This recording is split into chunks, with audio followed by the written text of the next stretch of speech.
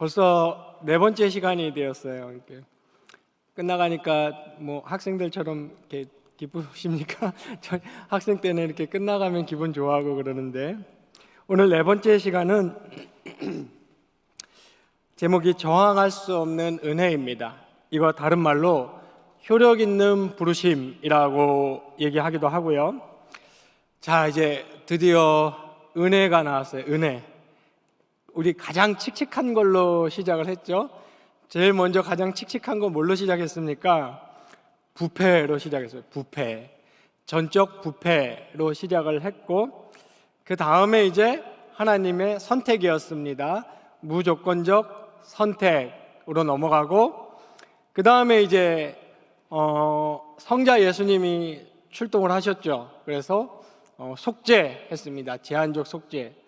하나님이 인간이 부패했고 성부 하나님이 선택하셨고 성자 예수님이 속죄하셨고 이제 어떤 분이 출격하실 차례죠?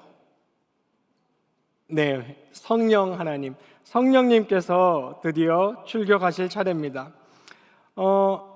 이 은혜는 우리가 앞 제목이 얘기해 주듯이 이 은혜, 하나님의 은혜는 우리가 성경에서 하나님의 은혜는 굉장히 스펙트럼이 넓죠. 하나님의 은혜 그러면 그건 이제 컨텍스트에서 생각을 해야 되는데 여기서는 어떤 은혜를 말하냐면 죄인을 불러주시는 그 은혜입니다.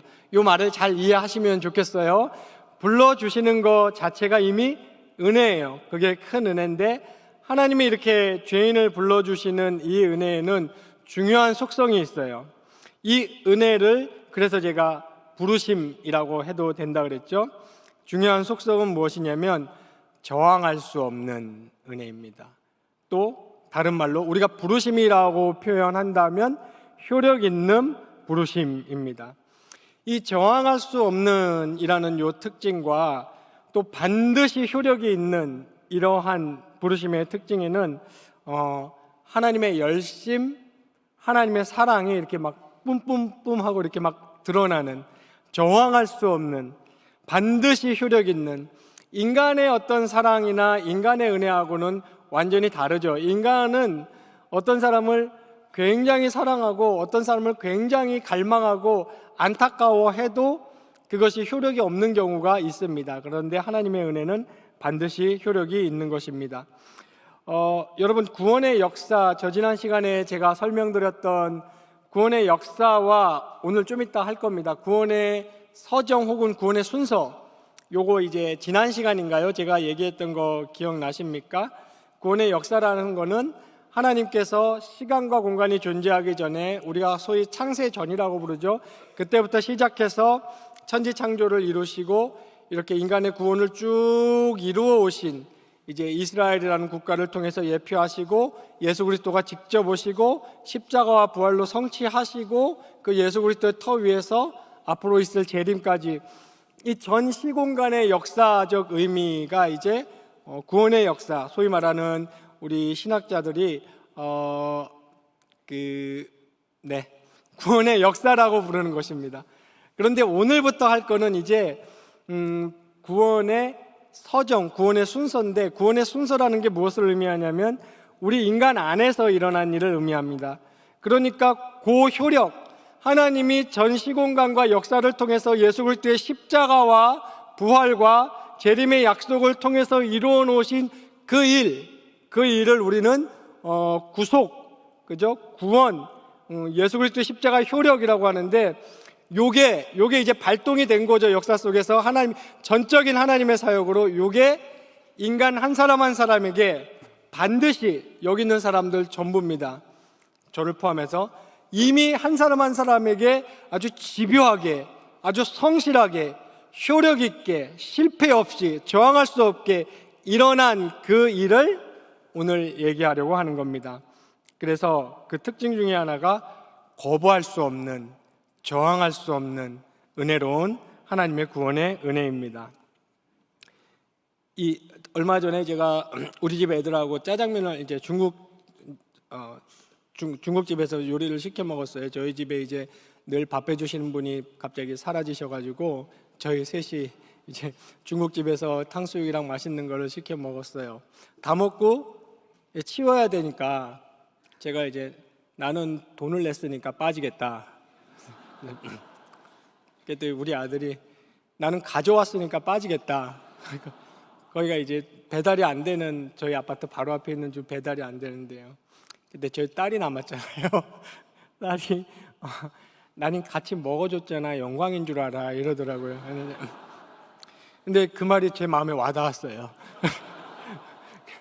그래서 제가 그 말에 큰 은혜를 받고 혼자 다 치웠다는 아름다운 얘기가 있습니다. 그때 제가 거부할 수 없고 이상하게 논리나 합리나 이치 같은 거는 사라졌어요. 그냥 직관적으로 맞다, 그래, 그런 느낌이 들면서 아주 기쁜 마음으로 치웠습니다. 거부할 수 없어요. 이런 경우를 얘기하는 겁니다. 그러니까 하나님이 우리를 이거는 지금 여기 이세영 사모님이 온갖 인상을 쓰고 계신데 저 인상의 의미는 이거랑은 안 맞는 것 같은데 이런 네, 무슨 말인지 압니다. 제가 하고 싶은 거는 맥락은 틀리지만 거부할 수 없다는 그런 얘기를 하는 겁니다. 정의를 한번 살펴볼까요? 저항할 수 없는 은혜, 효력 없는 부르심의 정의는 하나님의 구원의 은혜가 구원받기로 예정된 사람들에게 효과적으로 주어지며 택자는 이를 거부할 수 없다는 것입니다. 왜 이렇게 해야만 할까요? 은혜를 주시면 될 텐데 그냥 여기 은혜 하면서 제시하시거나 베푸셔도 됐는데 왜 하나님은 반드시 찾아가셔가지고 저항할 수 없는 신적 역사의 방식으로 반드시 효력이 있고야만 많은 방식으로 이 은혜라는 것, 이 부르심이라는 것을 행해야만 했겠습니까? 그것은 우리가 첫 시간에 배웠던 저와 여러분의 상태이기 때문입니다. 저와 여러분은 전적으로 부패했죠. 그리고 전적으로 무능합니다. 그래서 제가 그때 표현하기를 좀 미흡하거나 모자라거나 아쉬운 상태가 아니고 죽은 상태라고 얘기를 했습니다. 그래서 하나님께서는 만약에 구원을 제시하시기만 하셨거나 구원을 건네기만 하셨다면 우리는 그 구원의 효력을 입을 수 없었을 겁니다. 그렇기 때문에 하나님은 반드시 저항할 수 없는 방식으로 효력 있게 저와 여러분을 부르신 것이죠. 웨스트민스터 신앙고백서를 한번 보겠습니다. 웨스트민스터 신앙고백서는 이게 거의 600년 전에 만들어진 거지만 현존하는 신앙고백서나 이제 교리문답, 소교리문답이나 대교리문답 아직까지는 이 신앙고백서를 뛰어넘는 다큐멘트는 문서는 없습니다. 아직까지는 안 나왔어요. 지금도 막 많이 만들어지고 있어요. 맨하탄 신앙고백서, 리고니어 신앙고백서 많이 만들어지고, 그래서 저도 막 농담 반 진담 반으로 제네바 신학교에서 강의할 때 우리도 전입은 신학고백서 컨페션 한번 만들어 보자 막 이러고 막 그런 얘기 한 적도 있는데, 어쨌거나 여러분 제가 이 말을 드리는 것은 웨스트민스터 신앙고백서나 웨스트민스터 소교리문답을 틈나는 대로 이렇게 열심히 보시기 바랍니다. 왜냐하면 이 고백서만큼 성경의 균형 잡힌 내용을 잘 일목요연하게 표현해낸 고백서는 없습니다. 그럴 수밖에 없죠. 5년이라는 시간 동안 신학자들이 웨스트민스터 사원 안에서 5년이 넘는 시간 동안 이것만 했으니까요. 이것만 했기 때문에 이 웨스트민스터 신학고백서 10장 1절을 화면에 다 같이 저와 함께 읽어보겠습니다. 시작.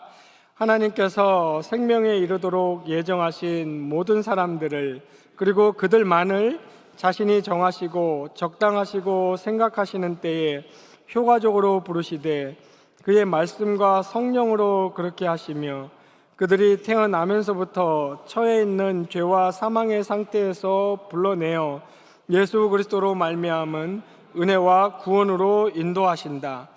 또한 그들의 마음을 영적으로 구원에 관하여 깨우쳐 하나님의 일들을 이해하게 하시며 그들의 돌같이 굳은 마음을 제하시고 그들에게 살같이 부드러운 마음을 주시며 그들의 의지를 새롭게 하시고 그 전능하신 능력으로 그들의 선한 것을 결심하게 하시며 효과적으로 그들을 예수 그리스도께로 이끄신다. 그러나 그들은 하나님의 은혜로 말미암아 기꺼이 나오게 되었으므로 가장 자유롭게 나오는 것이다. 네, 아멘도 괜찮습니다. 꼭 성경 말씀에만 아멘을 하는 건 아니죠. 네, 아멘은 내가 거기에 전적으로 동의한다, 그런 표현이니까요. 지금 우리가 읽었던 이 웨스트민스터 신앙 고백서가 오늘 이 시간 우리가 다루고 있는 하나님의 은혜, 저항할 수 없는 하나님의 은혜를 일목요연하게 잘 표현해주고 있습니다. 이것을 통해서 우리는 무엇을 알 수 있는 것입니까? 하나님의 열심, 그리고 하나님의 사랑, 사망이 우리를 잠식하고 우리가 부패해서 우리가 무능하고 죽음만을 기다리고 있었는데 그것을 이기시는, 죽음보다 더 강하고 우리의 부패보다 더 강한 하나님의 열심과 사랑을 우리는 알 수 있는 것입니다.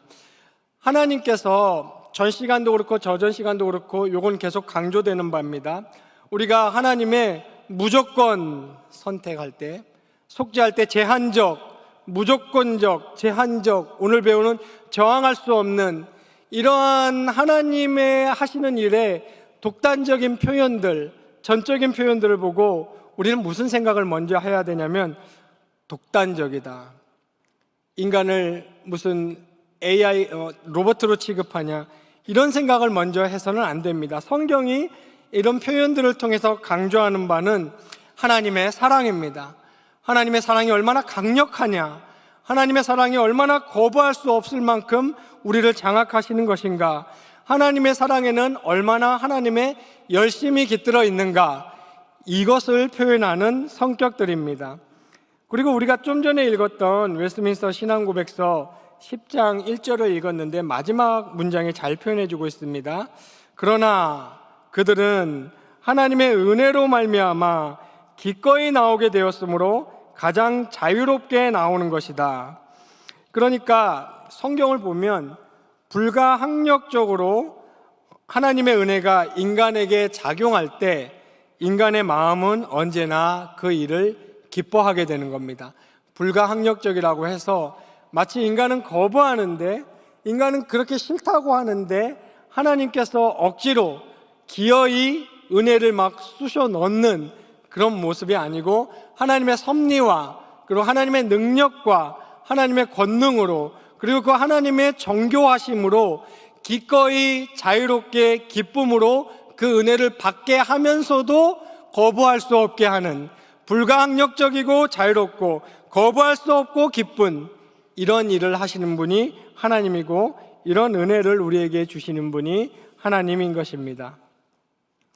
우리는 지금 이렇게 배운, 지금까지 살펴본 이러한 부르심을 칠영리를 많이 공부해 보신 분들은 기억하시겠죠. 내적 부르심이라고 합니다. 혹은 구체적인 부르심이라고도 하고, 제가 좀 전에 말씀드렸던 것처럼 효력 있는 부르심이라고도 합니다. 그저께 금요일 날 기도회 설교 때도 제가 한번 말씀을 드렸는데요. 성경에는 하나님이 부른다, 인간을 부른다 할 때 두 가지 카테고리로 정리할 수 있다 그랬습니다. 우리가 지금 방금 살펴본 것은 두 번째 카테고리예요. 그러니까 부르면 효력이 반드시 발생하는. 근데 첫 번째 범주는 무엇이겠습니까? 불렀지만 효력이 발생하지 않는 것입니다. 그것을 우리는 외적 부르심, 일반적 부르심이라고 부릅니다. 그러니까 이것은 모든 사람을 향하여 죄를 회개하고 예수 그리스도를 구주로 영접하여 구원을 받으라는 부르심입니다. 이건 쉬운 말로, 다른 말로, 개념으로 복음적 제안이라고 할 수 있습니다. 여러분이 전도 행위라는 것을 하시잖아요. 그때 예수 믿으세요, 예수님만이 구세주고 생명이십니다, 그리고 설교자가 선포하고 선교사님들이 선포하는 그런 것들이 일종의 외적 부르심입니다. 그런 것들은 일반적 부르심이라고 할 수 있고, 거기에 반드시 효력이 발생한다고는 할 수 없죠. 심지어는 거부하는 경우도 많으니까요. 한 예를 들어볼까요? 이 외적 부르심에 마태복음 11장 28절 같은 경우, 수고하고 무거운 짐진 자들아 다 내게로 오라, 내가 너희를 쉬게 하리라 라고 예수님은 부르십니다. 이때 모든 사람이 반응하는 것은 아닙니다. 하나 더 보겠습니다. 요한복음 7장 37절에 누구든지 목마르거든 내게로 와서 마시라. 이런 복음적 제안이 외적 부르심의 예라고 할 수 있겠습니다. 반면에 우리가 좀 전에 살펴본 구체적인 부르심 혹은 내적 부르심은 구원의로의 부르심에 반응하는 요게 중요합니다. 영적인 생명과 그리고 영적인 의지를 주시고 부르시는 것이 내적 부르심, 효력 있는 부르심입니다. 첫째 날 제가 예를 들어 드렸죠. 우리는 이 구원의 밧줄을 잡으세요 라는 소리를 듣기 위해서, 그리고 우리 코앞에 내려져 있는 그 구원의 밧줄을 잡기 위해서 무엇이 필요합니까? 먼저 감각이 필요해요. 다른 말로 생명이 필요한 겁니다. 생명이 먼저 있어야 그 소리도 듣고 그 밧줄도 보고 잡을 의지도 생기는 겁니다. 하나님이 저와 여러분 같은 죄인들을 부르실 때는 우리의 의사나 우리의 행동이나 우리의 공로가 전혀 들어가 있지 않은 상태에서 효력적으로 효과적으로 저항할 수 없는 그 위대한 신적 은혜로 우리에게 생명과 영적 반응을 일으킬 수 있는 의지와 함께 우리를 부르십니다. 이것이 효력 있는 은혜의 내적 부르심입니다. 이 좋은 예가 성경에 나사로, 무덤에서 살아나오는 나사로를 예로 들 수 있습니다. 이 나사로야말로 내적 부르심의 좋은 예입니다. 즉 예수님이 좀 전에 우리가 살펴본 그런 구절들과 같이 나에게로 오라, 누구든지 와라, 값없이 와서 마시라, 생명을 얻으라 라는 이러한 류의 부르심도 예수님께서는 보여주셨지만, 한 사건, 기적적인 사건, 사실 죽은 자가 살아나는 것, 이것보다 더 기적은 하나님이 이 땅에 오셔서 우리를 위해 죽으셨고 부활하셨다는 것입니다. 어쨌거나 이 기적적인 사건을 통해서 내적 부르심을 보여주신 겁니다. 죽어서 이미 썩은 냄새가 나는 나사로를 나사로야 나오라 라고 불렀을 때 하나님이 동시에 하신 일은 무엇입니까? 나사로에게 생명을 주신 것이죠. 그런데 이 경우 나사로가 부활을 한 건 아니에요. 뭐라고 표현해야 됩니까? 이거를 환생? 네, 부활은 아닙니다. 왜냐하면 부활했다면 나사로는 영화의 몸으로 다시는 죽지 않았어야 되는데 나사로는 죽었어요. 그렇기 때문에 나사로의 살아난 것을 부활이라고 볼 수는 없는 겁니다. 이 구체적인 부르심의 예는 아까 우리가 살펴봤던 성경 구절과 비교해서 또 두 가지 정도 한번 살펴볼까요? 고린도전서 1장 9절에 이렇게 얘기했습니다. 너희를 불러 그의 아들 예수 그리스도 우리 주와 더불어 교제하게 하시는 하나님은 미쁘시도다. 이때 너희를 불러, 이 불러가 어떤 효력을 같이 발생시켰습니까? 우리 주와 더불어 교제하게 하시는, 여기서 교제하게 한다는 것이 저와 여러분이 잘 알고 있는 연합입니다. 성도와 그리스도와의 연합.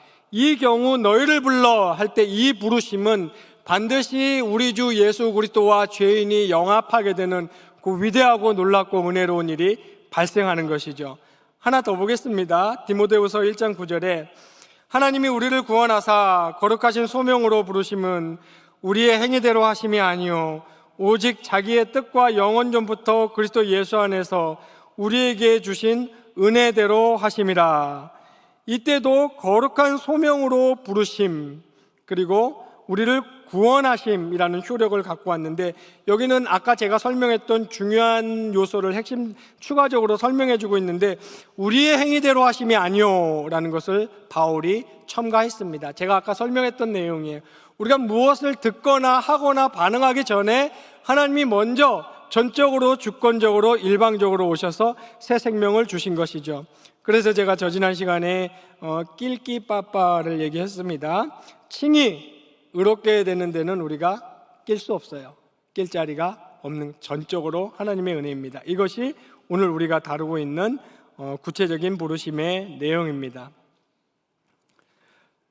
외적인 부르심은 모든 이 외적인 부르심에 죄인들이 거부하는 것은 아니에요. 여전히 효력 있는 내적인 부르심에 속해 있지 않고 여전히 외적인 부르심의 영역에 속해 있으면서도 지상에 보이는 교회에, 가시적 지상교회에 멤버십을 가질 수 있습니다. 그죠? 네, 멤버십을 가질 수 있어요. 그런 사람들이 실제로 많죠. 그리고 그런 사람들은 이 지상교회의 일원이 될 수 있고 지역교회의 등록교인이 될 수도 있겠죠. 그리고 성경과 교리의 지식을 상당히 알 수도 있고, 그리고 도덕적으로나 윤리적으로 개선이 될 수는 있습니다. 그러나 그러한 부르심에, 그러한 지상교회에 등록하고 외적인 멤버가 되었다고 해서 절대 그 죄인을 그리스도께 끝까지 묶어두는 소망으로 이끌지는 않습니다.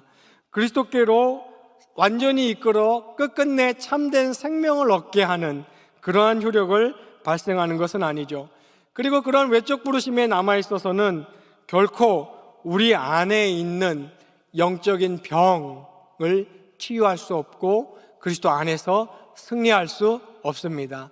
그러므로 제가 오늘 각 기관장 연간 사업 발표 때도 얘기했고, 그리고 지난주 우리 SFC 동기수양회 때도 얘기했고, 제가 수시로 강조하겠지만 중요한 것은 내가 하나님 앞에 1대1로 대면하는 것이, 대면하고 인격적으로 깊이 내 머리가 아니라 내 가슴으로 내 온 영혼이 하나님을 만나고 하나님을 사랑하고 하나님을 좋아하고 하나님을 즐거워하고 하나님을 기뻐하는, 이것이 중요한 것입니다.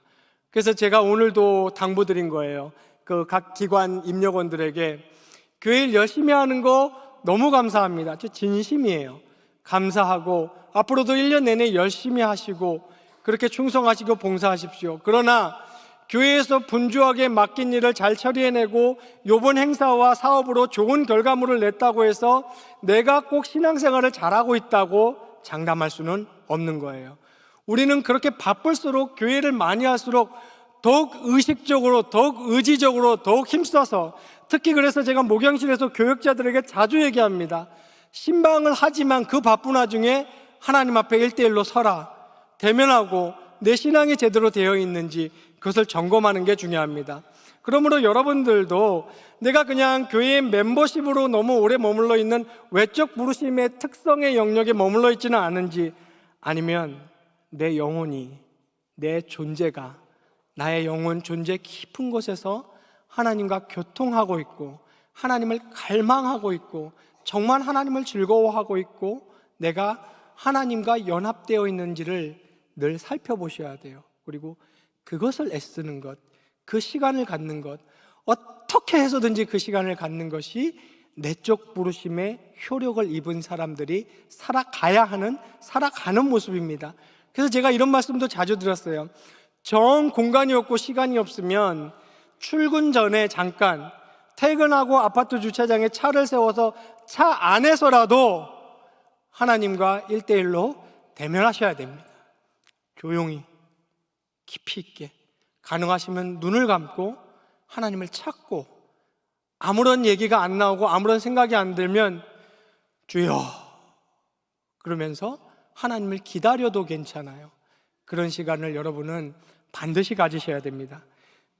그것이 내적 부르심을 입은 사람들의 모습이고 모양입니다. 그래서 성경은 이렇게 외적 부르심의 모습과 내적 부르심의 모습을 아주 자주 정확하게 그리고 구체적으로 대조시키고 있는 것이죠. 그리고 또 이 외적 부르심에 중요한 기능이 하나 있어요. 외적 부르심은 효력이 있지 않는 부르심이지만 효력이 있는 내적 부르심으로 가는 관문 같은 것입니다. 무슨 말인지 쉽게 이해하시죠?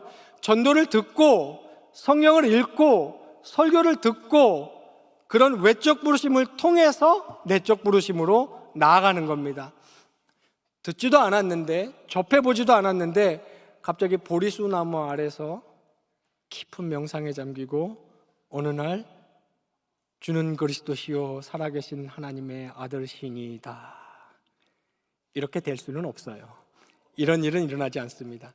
그래서 개혁신학에서 특히 조직신학에서 굉장히 강조하는 게 있어요. 여러분들 자주 들어보셨을 거예요. 말씀과 성령입니다. 꼭 기억하십시오. 말씀과 성령 혹은 성령과 말씀입니다. 이 말은 무슨 말입니까? 성령이 한 사람에게 역사할 때는 반드시 말씀으로 역사하시고 말씀의 내용을 가지고 역사하십니다. 그리고 말씀이 진짜로 효력 있게 그 사람에게 역사했다면 성령이 찾아오셔서 성령이 역사하십니다. 그러므로 나는 말씀을 들은 적도 없고 말씀을 접한 적도 없고 성령이 있는지로 모르고 예수를 모르겠는데 나는 구원받았다, 이런 일은 일어나지 않습니다. 말씀과 성령은 반드시 함께 가는 것입니다. 그리고 제가 자주 짓는 질문이 하나 있어요.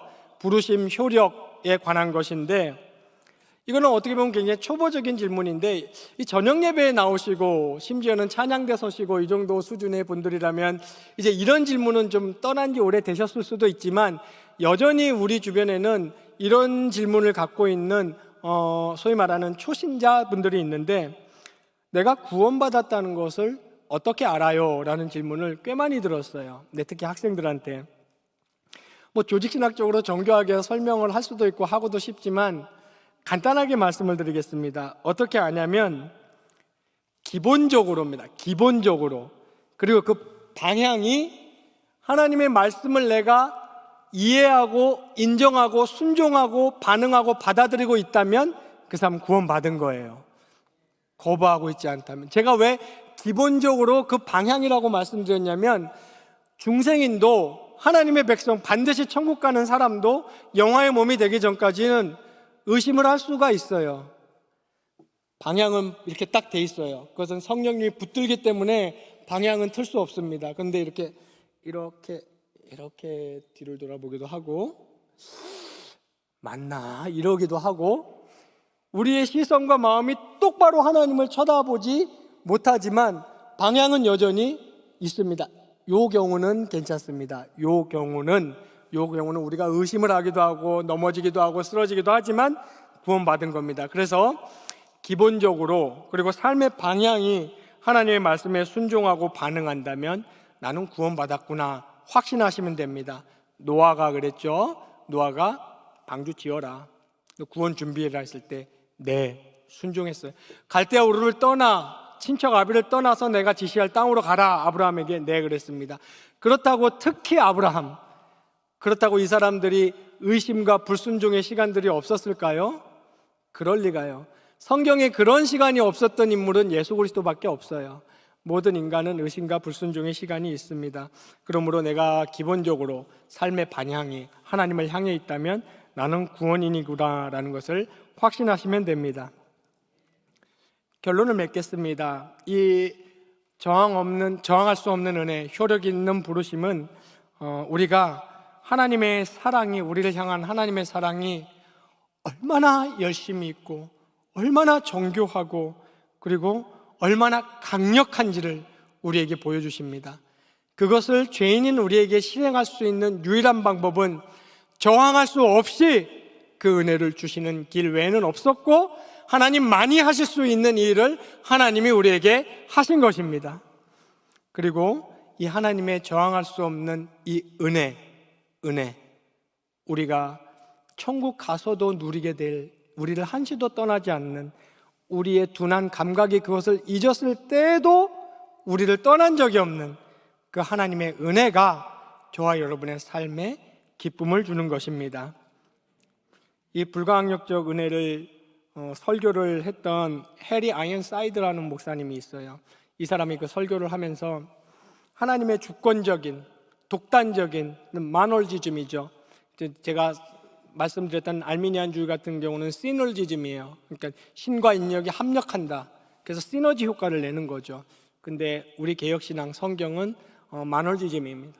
독단적인 사용이에요. 그 설교를 했더니 어떤 유대인 랍비가 오더니, 당신 그렇게 설교를 하면 어떡합니까? 인간이 설교를 듣고 결단할 수 있도록 사람 편에서도 할 수 있는 일을 얘기를 하셨어야죠. 그랬더니 해리 아이언사이드가 그랬답니다. 맞네요. 내가 그 은혜를 받고 구원받았을 때에 내가 했던 일을 깜빡하고 말을 안 했네요. 지금 선생님한테라도 얘기하겠습니다. 도망치고 몸부림,